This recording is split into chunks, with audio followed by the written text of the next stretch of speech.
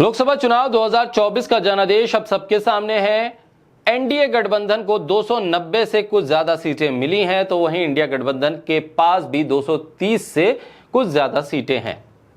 देश भर में बीजेपी सबसे बड़ी पार्टी बनी, तो वहीं कांग्रेस दूसरी बड़े दल के तौर पर उभर कर सामने आई। आम चुनाव के नतीजों पर देश भर की नजरें टिकी हुई थी। इसके अलावा विदेशी मीडिया भी भारत के चुनाव नतीजों पर लगातार नजर रखे हुए था। चलिए अब आपको बताते हैं कि भारत के आम चुनाव के नतीजों पर विदेशी मीडिया ने क्या लिखा है। ब्रिटेन के दैनिक समाचार पत्र द गार्जियन की वेबसाइट ने देश के लोकसभा चुनाव को कवर करते हुए लिखा, नरेंद्र मोदी ने तीसरी बार सत्ता में आने का दावा किया, लेकिन अनुमानों के अनुसार पार्टी को पूर्ण बहुमत नहीं मिल पाया। द गार्जियन.com लिखता है कि चुनाव आयोग के आंकड़ों के मुताबिक एक दशक में पहली बार नरेंद्र मोदी की भाजपा अपने दम पर पूर्ण बहुमत हासिल करने में विफल रही। इसका मतलब है कि उसे अपने गठबंधन सहयोगियों पर निर्भर रहना होगा।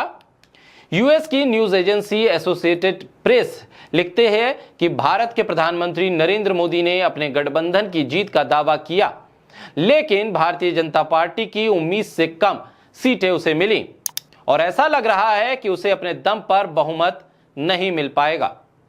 वहीं यूएसए की एक और न्यूज संस्था सीएनएन ने भारत के आम चुनाव को लेकर कवर करते हुए लिखा है कि प्रधानमंत्री नरेंद्र मोदी ने चुनाव में जीत का दावा किया, लेकिन मतदाताओं ने उन्हें झटका दे दिया, जिससे सत्ता पर उनकी पार्टी की पकड़ कम होगी। साथ ही सीएनएन कहता है कि मोदी के एक दशक के शासन में भारत महाशक्ति बनने के करीब पहुंच गया था। यह दावा था बीजेपी का, लेकिन धार्मिक आधार पर ध्रुवीकरण भी बहुत तेजी से हुआ। वहीं टाइम्स ने लिखा कि प्रधानमंत्री मोदी के खराब प्रदर्शन के राजनीतिक नतीजे होंगे। कम से कम भाजपा को अपने मौजूदा बहुदलीय गठबंधन के छोटे सदस्यों पर अधिक निर्भर रहना होगा।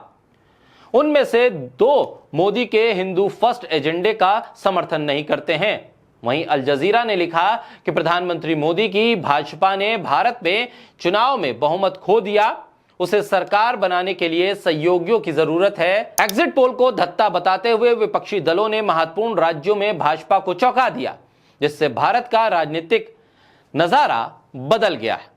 तो विदेशी मीडिया में भी बीजेपी को जो सीटें कम हुई हैं और प्रधानमंत्री मोदी की छवि को जो इससे नुकसान हुआ है, उसको प्रमुखता से छापा भी है और साथ ही भारत की राजनीति पर दुनिया कैसे नजर गड़ा कर बैठी है, इन तमाम कवरेज से यह भी साफ होता है।